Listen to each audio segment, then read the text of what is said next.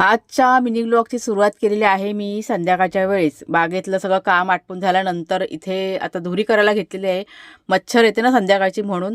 माझं चाललं होतं नाश्ता करायचं काम. आज दुपारच्या वेळेस आहे ना खूप कमी मी जेवले होते आणि त्याच्यामुळे मला इतकी आता संध्याकाळच्या वेळेस भूक लागली होती, प्रचंड भूक लागली होती.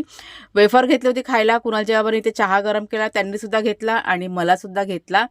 आणि जोडीला टोस्ट आणि चिवडा होता ना, तो मी खाल्लेला आहे चहासोबत. म्हणजे असं संध्याकाळच्या वेळेस नाश्ता करत नाही, पण आज खूप भूक लागली होती त्याच्यामुळे नाईलाज झाला आणि मग हे खाल्लेलं आहे.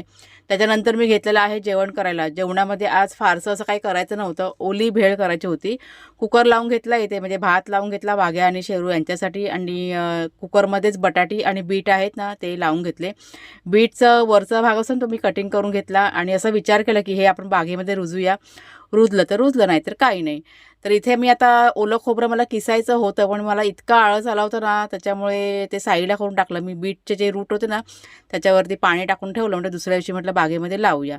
आणि ओलं खोबरं आहे ते सरळ मी फ्रीजमध्ये ठेवून दिलं. म्हणजे दुसऱ्या दिवशी सगळं करूया. म्हणजे कधी कधी कंटाळा आला ना, की असं करते आम्ही. कुणाच्या जेव्हा इथे भेळ बनवून घेतली आणि हीच भेळ आहे ना आम्ही रात्रीच्या जेवणामध्ये खाल्लेली आहे. म्हणजे कधी कधी चटपटीत खाऊसं वाटलं की घरी बनवायचं आणि खायचं.